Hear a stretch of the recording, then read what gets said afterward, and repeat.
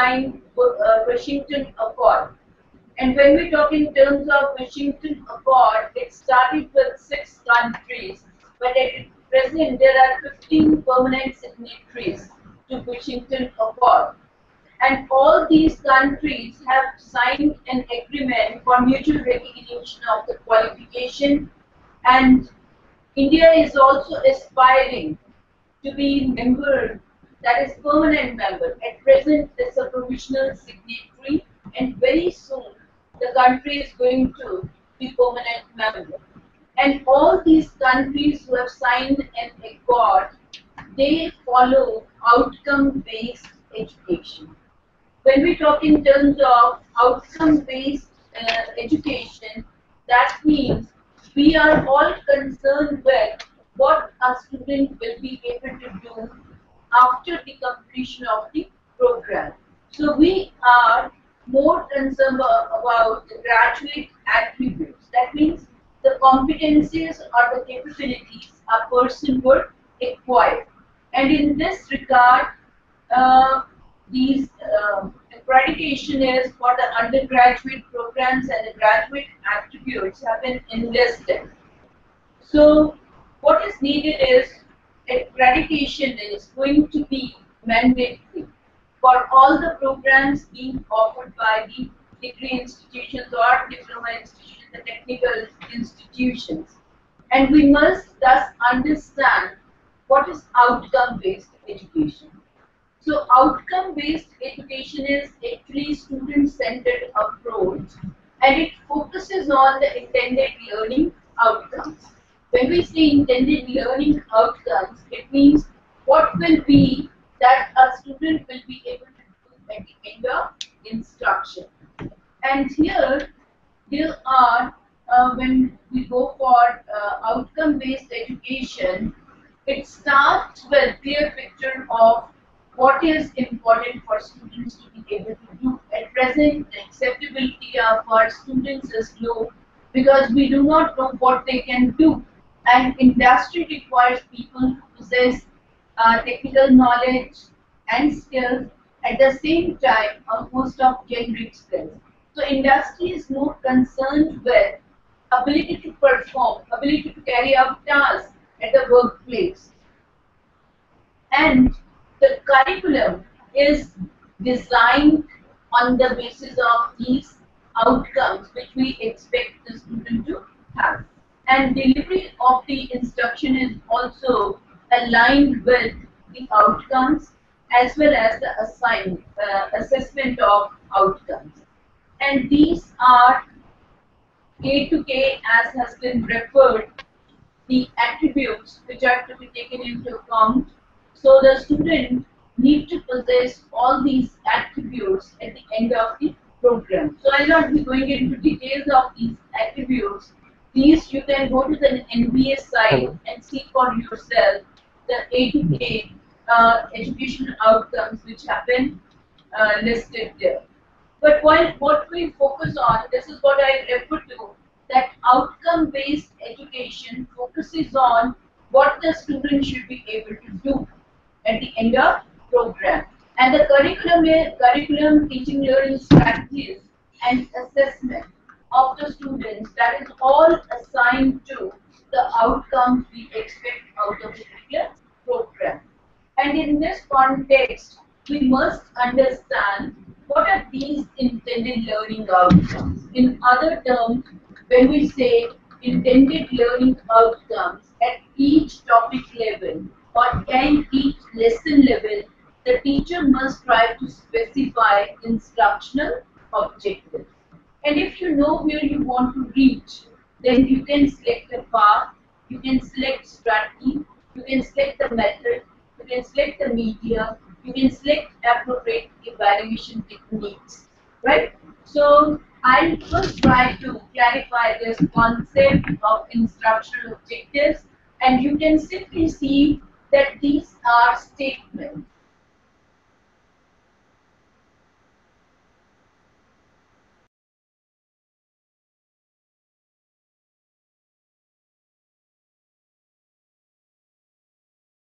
Then what is it? Why I am teaching? The purpose of teaching And what a student will be able to do if I clearly specify those things, they are my instructional objectives. And in other words, you can say at the end of instruction, what a student has the capability or ability, that is what is referred to intended learning outcome. And say, for example, if I am giving a definition of a DC motor, what I expect my student to do, that he should be able to define DC motor. If I am trying to compare petrol engine with a diesel engine, I expect that student will be able to differentiate or distinguish between petrol engine and a diesel engine. Or if I take a case of the language, visualbasic.net, so I expect that a student will be able to write a program in visualbasic.net. Or if I am using any software and then the person, I expect that the student will be able to use the software and come up with its application. And these, when we state in terms of these statements, that student will be able to do this, these are referred as intended learning outcome. And all objectives, they should be characterized by 5 characteristics. What is this SMART? S stands for specific. Each instructional objective starts with action verb. When I say action verb, as I said, define is an action verb. When I say list the advantages of DC machine, list is action verb. When I say differentiate between deep foundation and a shallow foundation, differentiate or distinguish is action verb. So you need to clearly specify what behavior is expected of the student. Whether he can define, he can differentiate, he can analyze, he can compare, he can compute, or he can analyze, or he can design, he can modify, he can analyze. What is it that a student will be able to do? So when you use an action verb, that means you are indicating the specific behavior out of the student. Then M stands for measurable. And measurable means whatever is observable is measurable. And when we say define, a student can either define the term orally or the student can define the term in written form. And you can observe that behavior and you can assess that behavior. So this behavior is measurable. But when I say understand is a more generic term which is not observable, because different people can have different connotations attached to the term understand. Understand is something which is internal process, and thus it cannot be measurable unless and until you break down the term understand into specific behaviors. Then comes A. A stands for agreed upon. Teacher and student, they should agree that what will be the outcome of learning. So student and teacher should come to the common understanding of, after learning a particular topic, what a student will be able to do. R stands for realistic. When you specify instructional objectives, they need to be achievable. That means I cannot say solve problems, industrial problems. Now student cannot solve every type of problem, or any individual cannot solve every type of problem. So you need to clarify the breadth and scope of what he can do. That means you simply say solve the problems, like you said yesterday, higher order differential equations, right? So you are clear-cut determining the scope within which a student can operate. So R, realistic, what can be achieved. T stands for time framed. When we specify instructional objectives, they are achievable within a specified period of time. So whenever you write objectives, they should be specific, measurable, agreed upon, realistic, and time framed. Now we come to that when we write these objectives, what a student will be able to do, these serve very important purposes for the students and teacher. Now the very first purpose is that you try to motivate the student to learn the topic which is at hand. Now say for example, we have taken the example of differential equation. So when I am teaching differential equation, I expect that the student will be able to solve the differential equation of first order, second order and higher order. And when I specify this to my student, then my student is motivated to learn because he is not at present able to do that. So he is also motivated to learn the topic so that he can solve the problems, differential equation problems. Then one can monitor progress. Now these objectives, they act like milestones. What are milestones? How do you like to describe? What are milestones?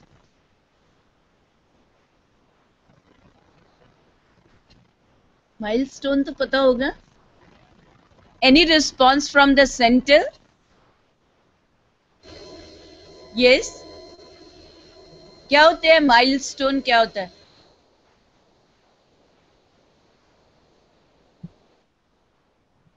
JCDM, would you like? हाँ जी.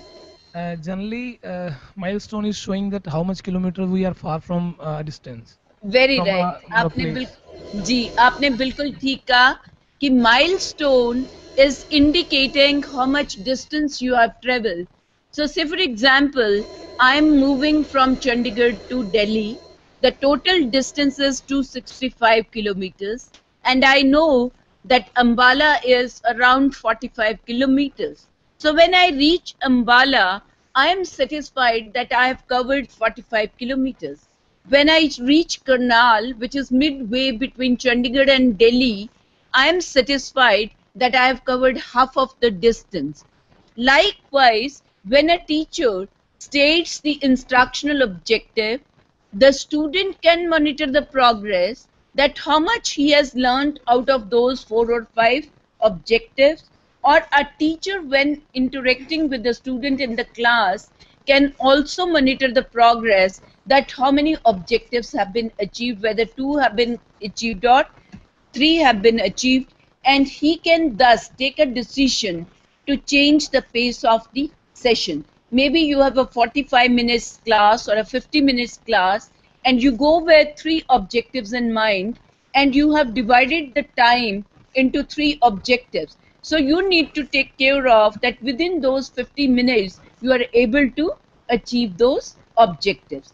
Same way, a student, when he knows that these are the 4 objectives and he sits for study and he tries to answer, say you have said define, so he tries to define. So he says, how much have I achieved out of these 4 objectives? 2 I am able to achieve, or 3 am I able to achieve, or all the 4 I am able to achieve. So a student can monitor his own progress, or the teacher can monitor the progress in the class. Then these objectives, when they are specified, they help the teacher in selection of the relevant method and media and activities which are to be integrated in the classroom situation. Now, let me take an example. When I want to say that I want that my student should be able to differentiate between metals and non-metals, then it becomes important for me as teacher that I try to bring in the similarities and the differences between metal and non-metal. And I show these differences and similarities maybe with the help of a tabular form where I, on one hand, I write metal, another side I write non-metal, and then I first deal with similarities, then I deal with differences.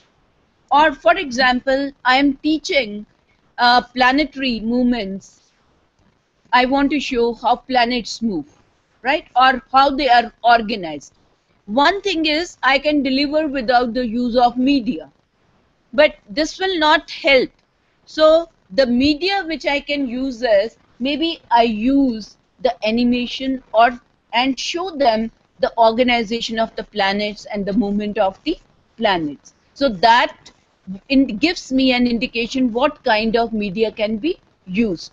Or say for example, you want to show the relationship between V and I, voltage and current.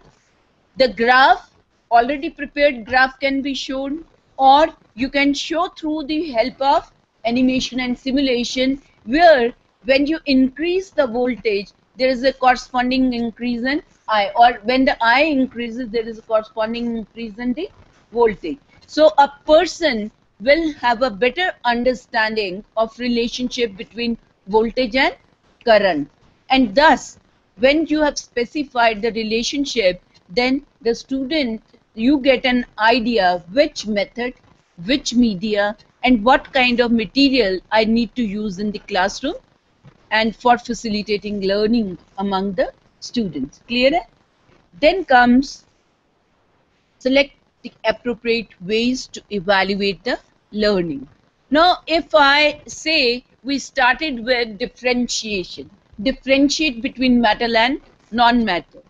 Now, there can be two types of evaluation, either a written evaluation or a oral evaluation. You can pose an oral question, get a reply, or you ask a student to write it, the notebook, and you can evaluate that answer.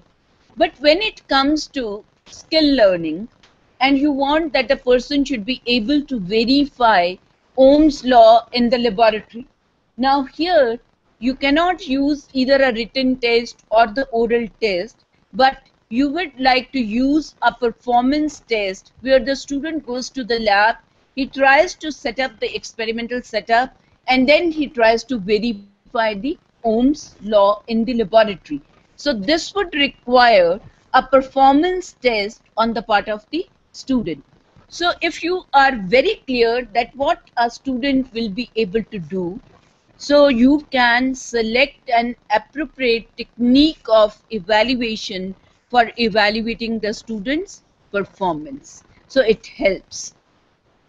So I have covered this. In addition to that, I would say if you write down objectives, you are able to communicate to the outside world. Now I say I have been a student of civil engineering. I have read these papers. Now this doesn't tell the other person what I can do. But if I say I can design a bridge, I can design a road, I can give the design of the payments, I can let you know the materials which can be used for construction of these things. You are now speaking of the capability you have acquired after attending the program in civil engineering. Or a student of computer science can better communicate to the outside world that what he can do. He can write softwares in which language, or what kind of softwares he can use for designing the product. So when you tell the ability or the capability you have acquired, the other person is in a position to understand better. So these are 5 major purposes which can be served by the instructional objectives. Now we come to, when a student is there, we want to enhance his knowledge. So anything which deals with increasing or enhancing the knowledge of the student, it falls in cognitive domain. Anything which has to do with acquisition of information. So anything which goes and build up the knowledge on the part of the learner, that comes under cognitive domain. the skills which are to be acquired by the students. So acquisition of skills comes in the domain of psychomotor. And we also want to develop certain attitudes, so they fall in the domain of affective, domain of instructional objectives. So this classification has been given by Benjamin Bloom. So Bloom tried to classify all the instructional objectives into three categories. First, dealing with acquisition of information or enhancement of knowledge, psychomotor, acquisition of skills, and affective, dealing with attitudes and values. So we'll deal these three in a little detail. First, coming to instructional objectives in cognitive domain. So Bloom has given five levels of objectives. And now we have a revised domain. Earlier Bloom had given 5, and those were knowledge, comprehension, application, analysis, and evaluation. But now Anderson and Crethwell, they have tried to revise the Bloom's taxonomy, and they have brought in the verbs here. You can see, so they say what are the processes which are used by the student to learn a particular thing, whether he enters into rote memorization, whether he tries to understand, whether he tries to learn by applying the things. So they have given remembering, understanding, applying, evaluating, and creating as the 5 levels of learning in the cognitive domain. Now in the next slide you can see what is remembered. Remembering is verbal information and the factual information. So understanding is that of concepts, applying is when you learn rules you apply, and analyzing, evaluating, and creating, these 3 levels are used for problem solving. So let's go one by one. Remembering. Remembering refers to what has ever been learned, and then you try to rote memorize that. And here when I say you recall the range of material from specific facts to complete theories. देखा होगा बच्चे जो हैं वो verbatim याद कर लेते हैं और जब एग्जाम होता है तो उसको लिख के आ जाते हैं, but in real way they do not understand those theories or principles. When I say define, defining a term doesn't require any understanding. You can rote memorize that and then recall that and repeat that. When it comes to the formula also, many people rote memorize the formula or the theory and they can repeat that. So this is the lowest level of learning as far as cognitive domain is concerned. सबसे जो basic चीज है वो क्या है? Rote memorization. And let me give you a few examples. When you say arrange the components of engine, this is nothing but rote memorization. You say define engine, that a student will be able to define engine. It is rote memorization, objective at the remembering level.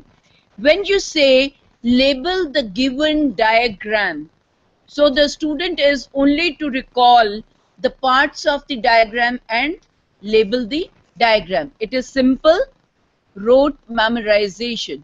Or you say name any 3 devices which make use of engine.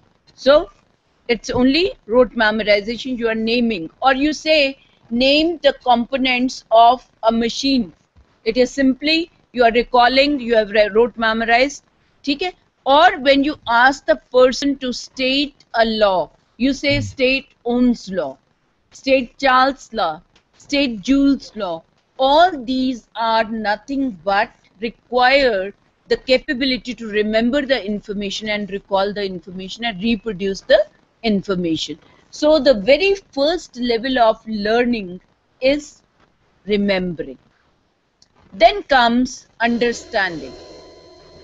How understanding differs from remembering? Yes, anyone? Dipti, would you like to reply?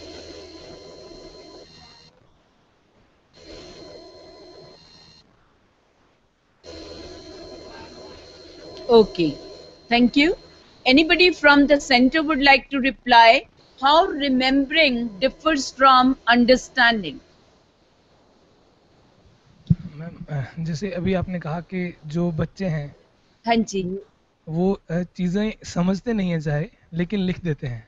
हाँ, So this is okay, the difference between understanding and remembering. Okay. They they Gurpreet ji remember. बोल रहे हैं ना? जी ma'am. Gurpreet, thank you. So, Thank you. friends, when we say understand, that means a person, a student has the capability to translate the material from one form to another. That is, he can convert words to numbers or he can interpret the material. Now, when I say a student can explain semiconductors in his own words, that means he has understood the concept. Or when we say a person can give examples of a two-stroke petrol engine, person has understood the concept of two-stroke petrol engine. Or when a person can identify carburetor from the given components, then also we say that the person has understood the concept of a carburetor. And then by estimating future trends, that means if a person is given 10 years data that the wheat price for the last 10 years was this, can you predict the price of the wheat in the year 2020? If you can do that, that means you have understood the concept of projecting the figures, right? So when we say the person has understood, when the person can explain the concept in his own words, when the person can give examples of those concepts, when the person can interpret the relationship between the different concepts, and the person has the capability to project or to predict the phenomena in the future. And here the verbs which can be used, they include, I'll pick up few examples. Explain. When you say explain the concept of force and you say define force, define is remembering, where he is simply recalling the definition and repeating that definition or reproducing. But when I say explain the concept of force, I expect that the student will be able to elaborate on the definition and he'll be able to give one or two examples of force. Then see here, it is written differentiate, and I have been taking example differentiate between metal and non-metal. So a person knows the definition, he knows the characteristics of metals and non-metals, and he is now able to put it the same in his own words is understanding. Or when we say interpret the given graph which is showing a relationship between two components, maybe stress and strain, and you say stress is directly proportional to strain. If the person can interpret the graph and come out with the conclusion that stress is directly proportional to strain, that means he has understood the relationship between stress and strain, and he has the capability to interpret, right? So understanding level pay, the verbs which are most commonly used would include explain, interpret, distinguish, differentiate, compare, right? Or compute, even compute. You know the formula for length, calculation of the area of a rectangle, that is length into breadth. Now you apply that rule to compute the area of any given object or a room or a building. That is, you have comprehended or you have the ability to understand the rule of calculating the area. ठीक है? Now the next higher level is applying. How would you like to interpret applying? क्या होता है applying? और क्या apply करते हैं हम?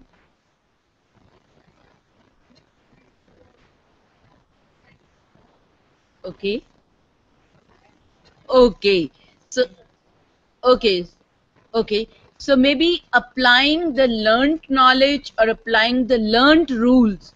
And primarily that means you put the knowledge into action, rightly said. And here you, whatever you have learned, you are putting that knowledge into use in a new situation. The underlying is new situation. Whatever situation you have learned in the class, it is not the same, but you are trying to apply it in other situation. I just take an example. You teach subtraction to the student in the class. You expect that a student will be able to subtract any two numbers, right? Now, you send the child to the market with 1,000 rupees and you give a list that you buy these things. When he comes back, you expect that he'll be able to give you the details of the account and he'll be able to say, this is the balance I have received. So he is applying the rule of subtraction in a new situation.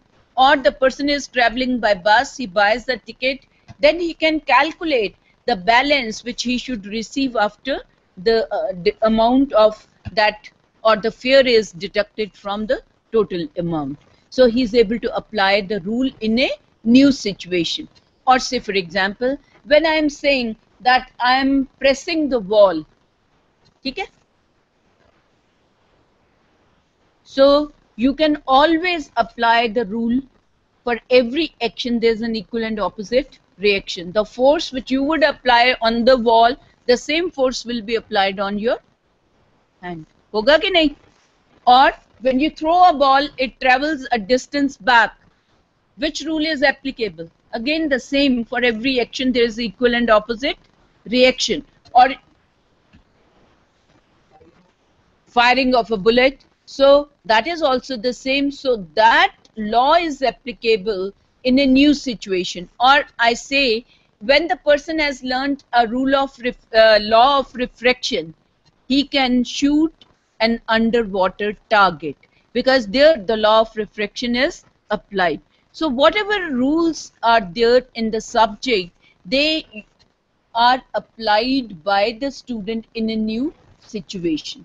So this is what is the next higher level, and there you can see the verbs which can be used: apply a rule, demonstrate a rule, or employ or interpret the consequences of in a given situation, or the person can practice or solve a problem by applying the rules, right? So when you put these things, then you are writing objectives at the applying level. So the verbs which can be used to write objectives, they will be apply, demonstrate, illustrate, interpret, operate, solve, use, or practice.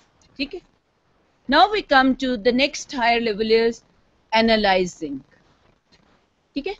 Analyzing means breaking down the whole into its constituent parts. Say for example, I say that you are able to explain the reason for air pollution in a given industrial locality. Now here what kind of ability to analyze is used by the student? Yes? If I say student will be able to explain the reasons for air pollution in industrial area phase 2 of Chandigarh, what kind of analysis is done by the student?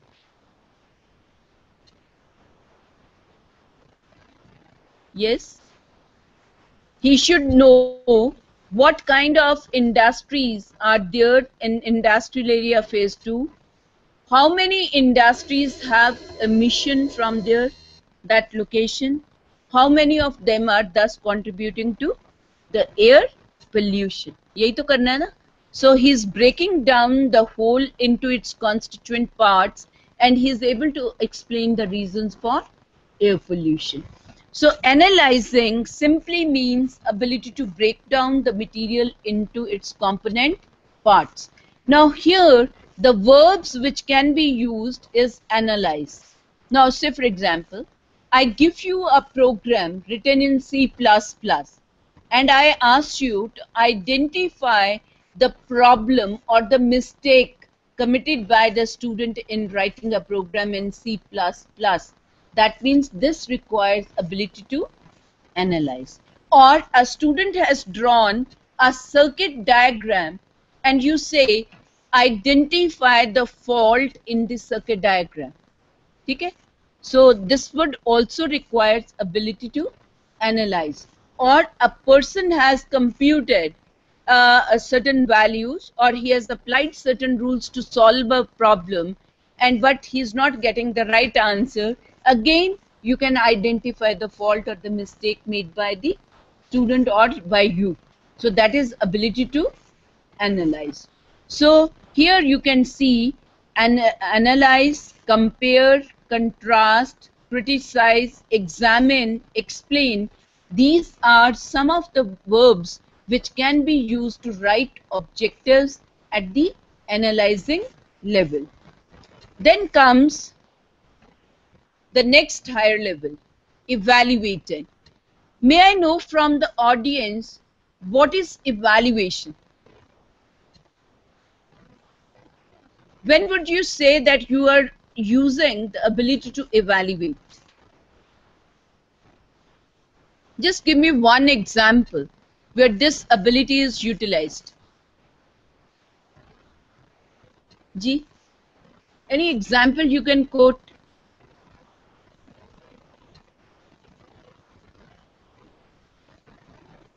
Let me give one example. Say for example, you go and you want to buy a TV for your home.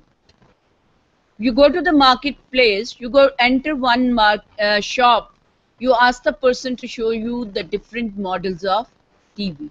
You look to the different brands, you look to the different models. Then what do? You compare one model with the other.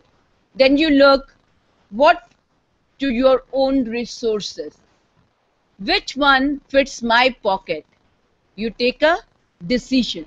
So when you are comparing, you are actually determining the worth of a particular product in comparison to others, and then you are taking a decision whether I should go and buy this or the other one, right? So evaluating involves two things: determining the worth of a phenomena, object, process, or a technique, and taking a decision. So this is what is written here, the ability to judge the value of the material. It is, or based upon different criteria, this is ability to evaluate. And these are the learning outcomes of highest order. And here, say for example, wherever there are two methods to do certain tasks, there are two techniques whereby you can produce a product, there are two materials which can be used to produce a product, there a selection needs to be made by the individual. And when the person has acquired the ability to evaluate, then the person can select appropriate technique, appropriate method, appropriate material in a given situation. Say for example, I say select appropriate engine for the given sports utility vehicle. So here the student who has the knowledge of what an engine is, what are the different types of engines which can be used, and which engine will be more relevant to sports utility vehicle, he can make a choice. Then he can justify why he has selected a particular type of engine. So evaluation means appraising the efficiency, effectiveness, appropriateness, relevance of a particular technique, method, media, or object in a given situation. Now say for example, I say I have to design a carburetor for a particular machine, right, engine. So what kind of specifications would be used and why? If this decision can be taken by the student, that means he has the ability to evaluate. Or say for example, I have to build a house, है ना? So I say select the kind of foundation which will be used for building a house in the hilly areas. Now here, whether the person would go for a deep foundation or a shallow foundation, and he gives reason why a particular kind of foundation will be used, that means he has acquired the capability of evaluation. ठीक बात है? Or I say, which particular language would you prefer to, now I am framing a question, but the capability is that a person can select an appropriate language for writing a program for issuing a salary slip to the employees of the organization. If I say this is the objective, then the person should have the knowledge of the various programs, languages. Then he should be able to identify what are the different aspects which need to be reflected into the salary slip, and then which language is more efficient in giving me the results, desired results. Then the person is able to make a choice, and then he'll be able to justify his choice of writing a program in a particular language. So objectives at the evaluating level means a person can select, person can appraise, person can judge, person can evaluate, person can determine the worth of any phenomena, object, technique or method in a given situation. Now the highest level in the cognitive domain, that is sixth level, is creating. When we say creating, creating means designing, producing, planning or inventing. Just let me take an example. You teach design subject, and from a civil engineer, I expect that a student will be able to design a staircase for a 5-story residential building, or a student will be able to design a residential building for 500 people to be housed in that building. So if a person can give me the design, that, or design a bridge or design a road or design a laboratory layout for a, say I want to have a highway engineering lab. So if a student can give me a design of highway engineering lab, then I say he has the capability to create. Or a person, a mechanical engineer, can give me a design of a heavy vehicle of a given specification. If he can do that, that means he has the capability to design or create, right? Clear? Now, or a person from computer science, when he can write a program, he can develop a software, when he can develop an antivirus, he has the ability to create. Okay? Now we move on to how to write these objectives. Broadly, there are two approaches which can be used to write objectives. One approach is given by Gronland, and another approach has been given by Mager. First, I am touching Mager's approach. According to Mager, when we have to specify instructional objective or write instructional objective, three things are very important. What are those three things? One is the performance. That means what performance you expect from your student. I say solve. Solve is performance, which I expect. Second thing is the objective must clearly specify the conditions under which that performance is to be exhibited. That means I must say solve 8 problems or related to integration out of the given 10. So condition क्या है? 8 out of the given 10. right? Performance criteria is the third parameter. Solve 8 problems of integration out of the given 10 with 100% accuracy. So performance criteria क्या है? 100% accuracy. So according to Mager, all objectives, when they are specified, these three things should be clearly indicated in the objectives. But when we go to applying, ability to analyze, ability to evaluate and create, it is not easy to write objectives which include all these three components. So this approach requires lot of time to write objectives, and it is not feasible to write objectives at higher level.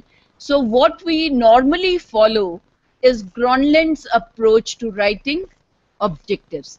And according to Gronland, first we need to write general objectives.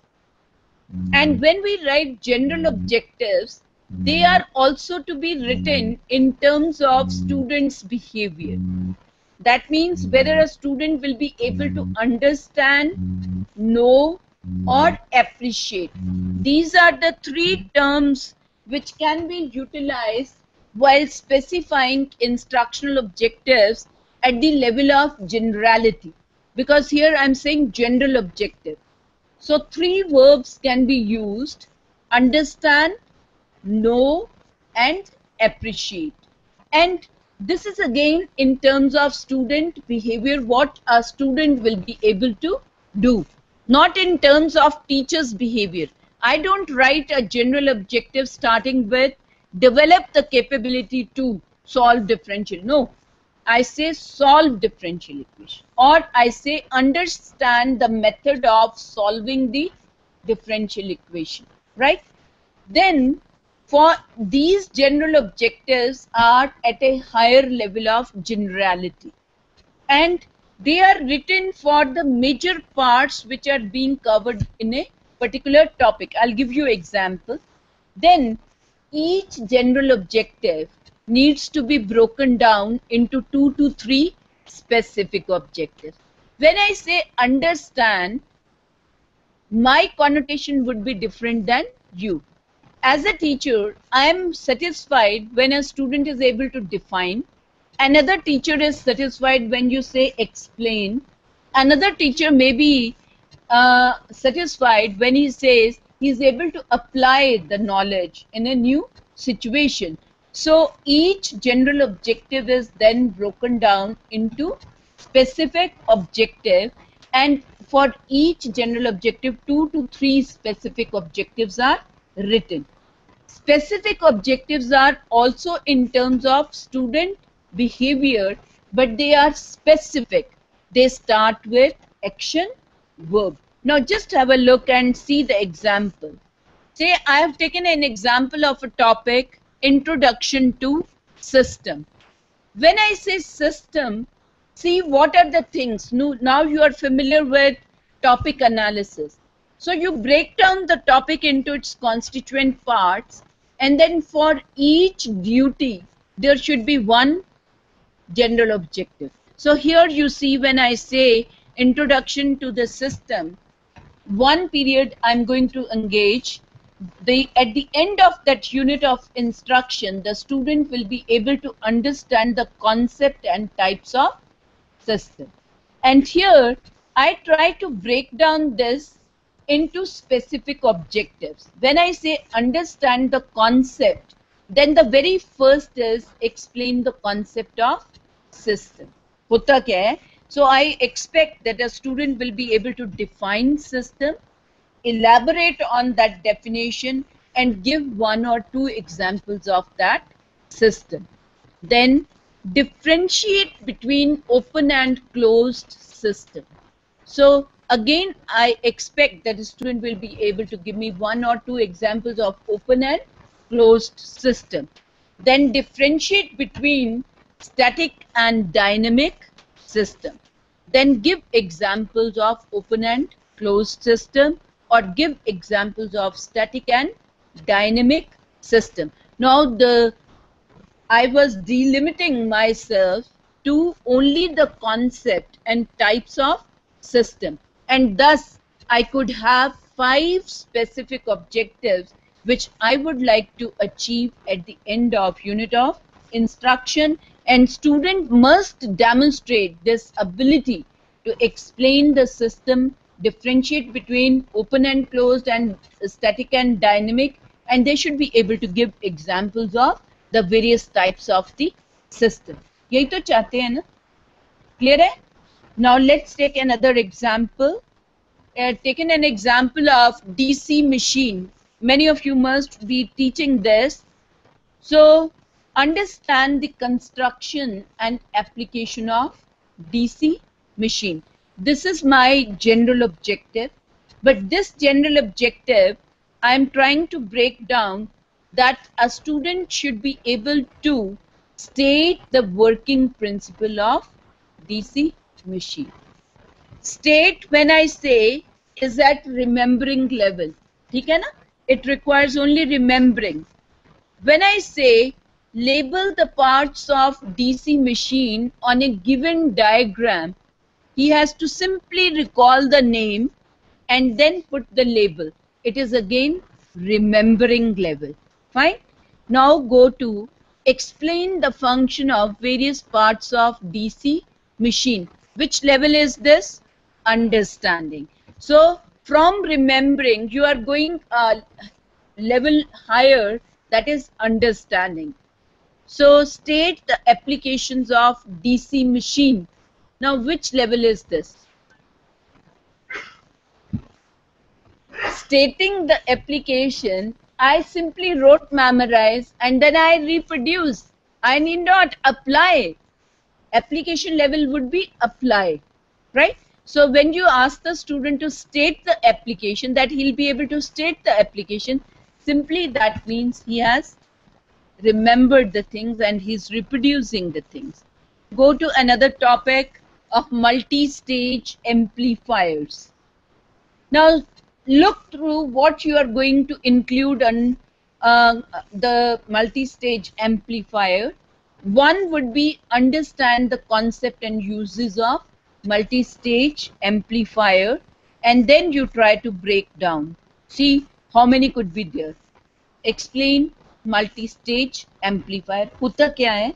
Then enlist various types of multi-stage amplifier. You expect that a student will be simply able to name these various types of amplifier. So he is simply writing RC coupled, transformer coupled and direct coupled. But higher level would be when he is able to make comparison between or differentiate between the two. So differentiate among various types of multi-stage amplifier. This is the understanding level. Then explain gain of multi-stage amplifier. So here again this requires understanding. State the uses of multi-stage, again is remembering. So you can see that first you write a general objective which is broader, which is more generic, and then you try to break that concept of understanding into the specific behavior which you expect a student to demonstrate. So you are using action verbs while writing specific objectives. Let's take another multi-stage power and difference. ये तो similar ही हो गया. But here you see when I write determine the AC parameters for a capacitively coupled multi-stage amplifier. Determine, applying, determine. किसी के parameters को determine करना, that means you are applying a rule and then determining the characteristics. Describe करना है understanding, determine करना है applying. Determine DC and AC parameters for direct coupled amplifiers and explain how negative feedback can be used to stabilize the bias and the gain. So the first part applying है, next would be again the understanding part. Then आगे compute DC and AC parameter for a class A power amplifier and describe operation along the AC load line. Compute, अगर तो मैं actual उसको दे देती हूँ DC and AC parameter करने के लिए एक पावर एम्पलीफायर उसको एक्चुअल दे देती हूँ and he does that, it is application. But if I only give a numerical, it's a understanding level. ठीक है, ये भी वही है. Okay, let's take another example, generalized treatment of electrical machine. Here some of the specific objectives would be: explain the need for electromechanical energy conversion, differentiate between motor and generator, explain the basic principles of motoring and generating action, then define torque, then explain the significance of torque angle, state the working principle of rotating machines, right? Again, here you can see that only remembering and understanding level has been covered. Ye DC machine I think I've already done. So this is another from data communication and computer network. Here you see understand data communication system and its components. And the second one is understand basic computer network technology.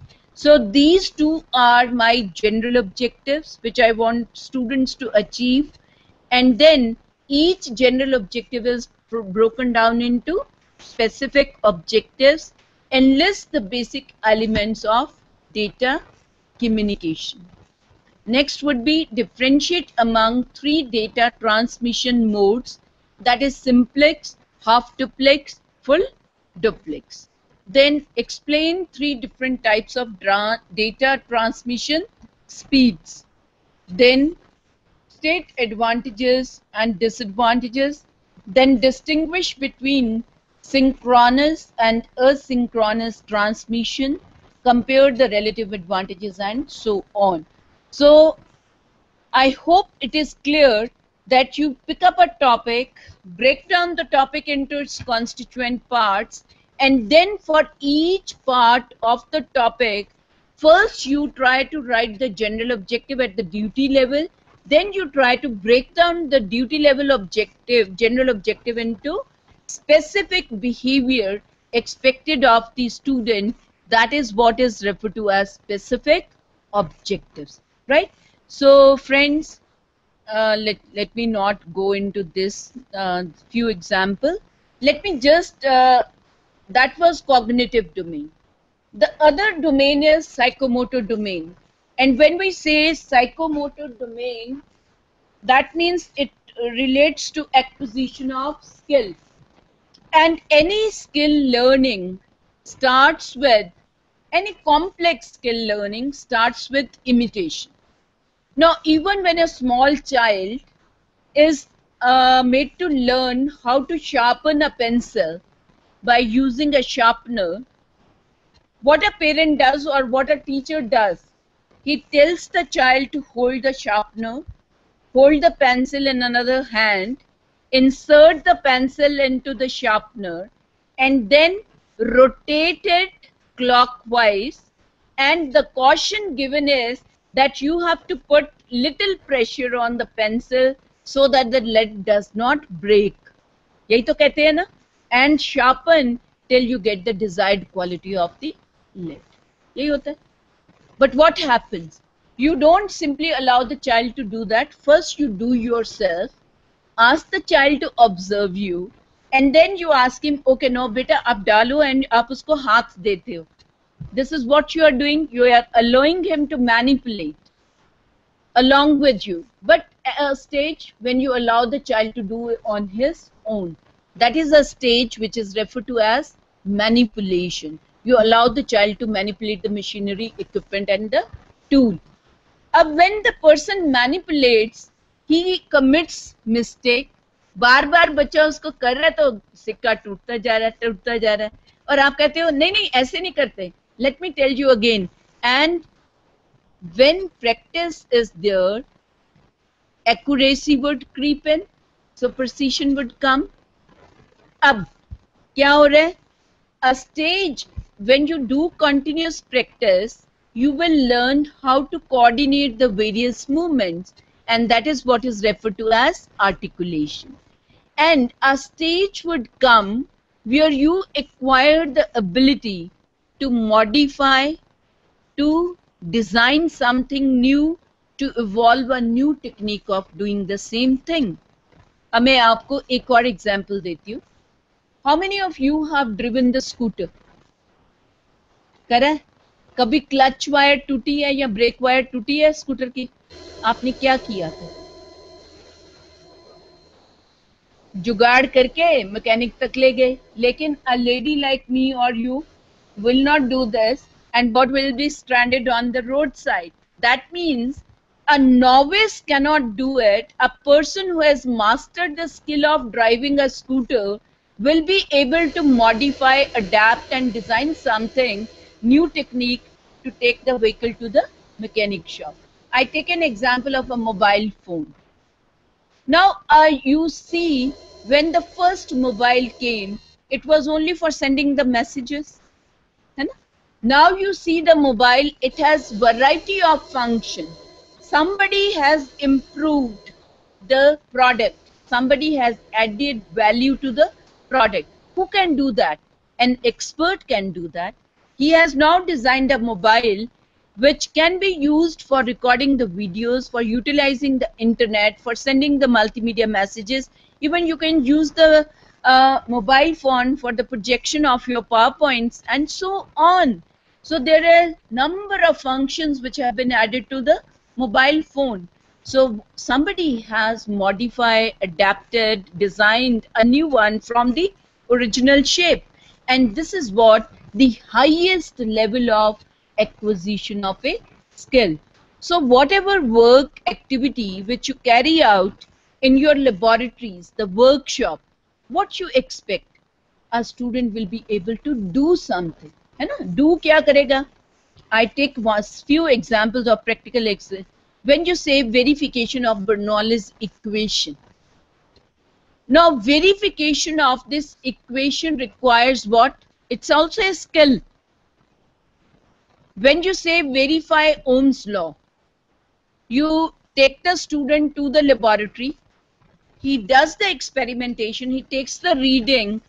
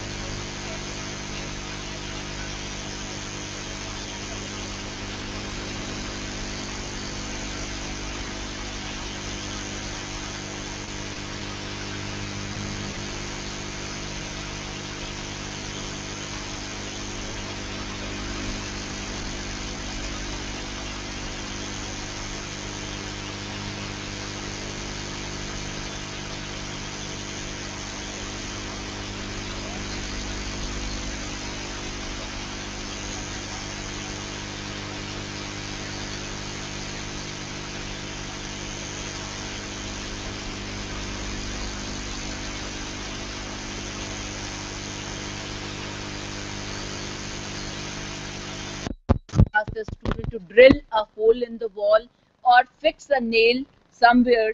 This is all, or prepare a lap joint or a butt joint and so on.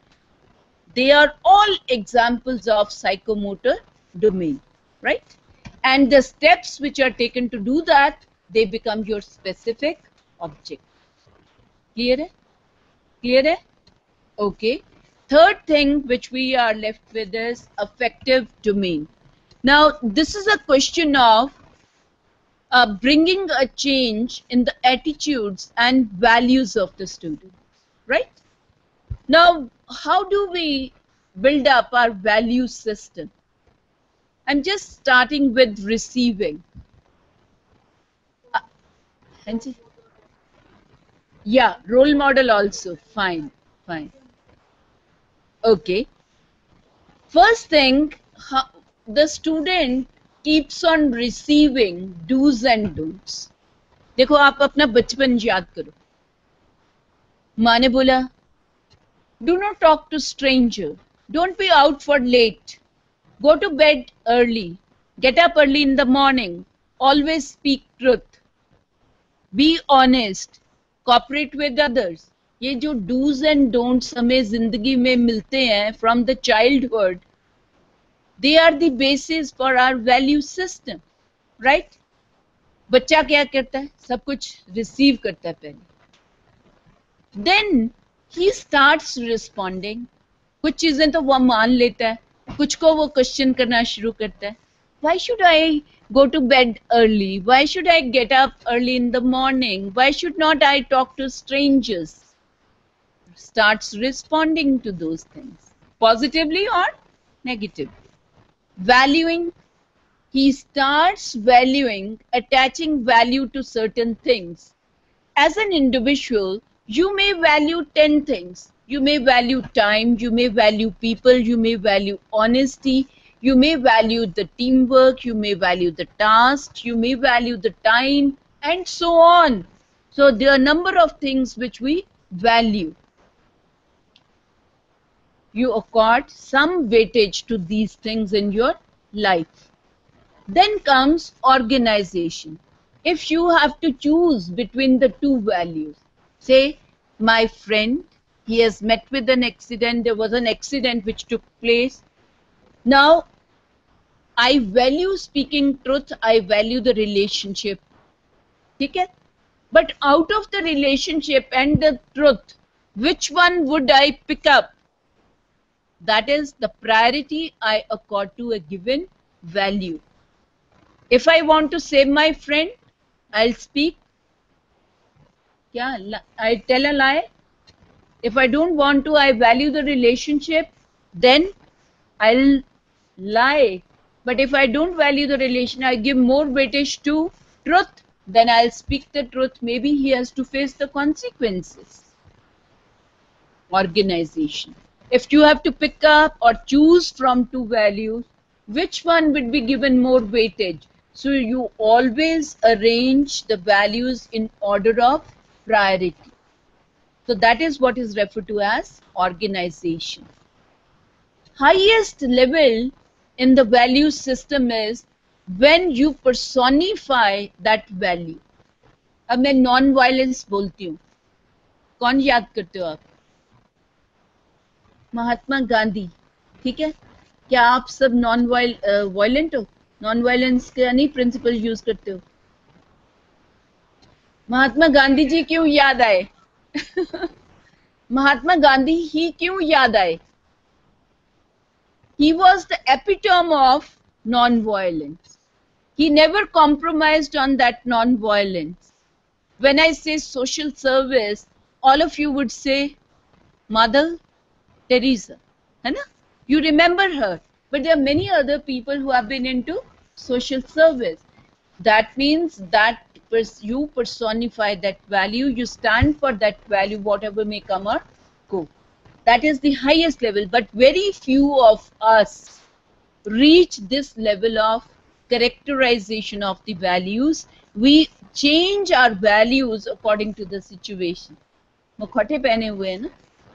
The same way, जो हमारा employer कह रहा है, the student have become materialistic.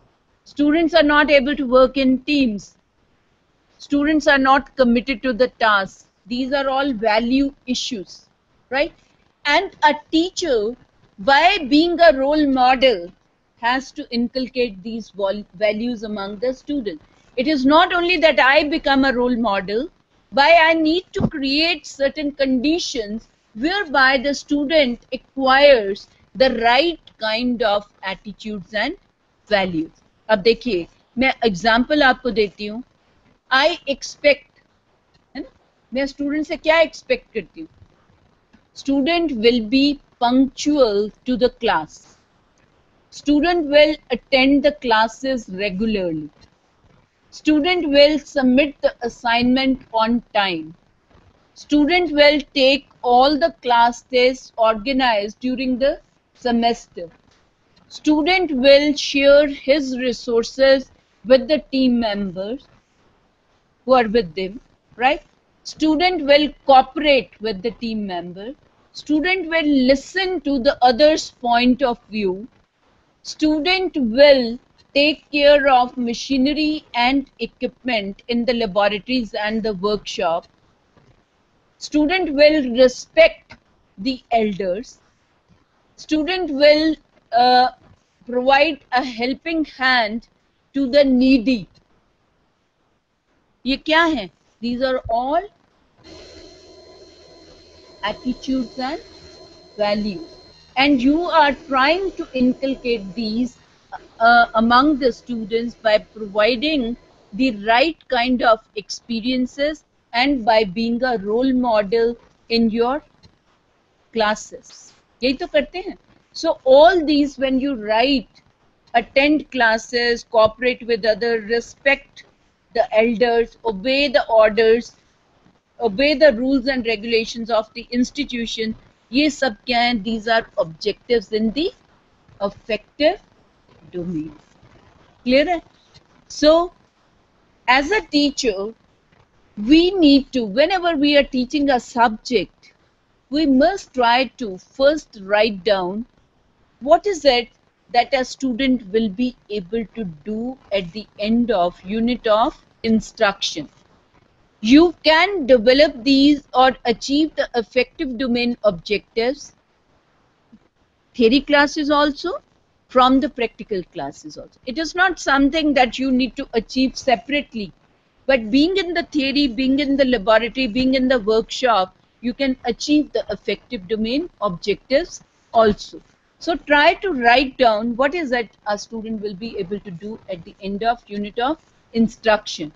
And try to select appropriate methods, media and evaluation techniques to assess the student performance with respect to achievement of these objectives. Only thing I would say, affective domain objectives, the attitudes and values, this is not one-time observation which will be made.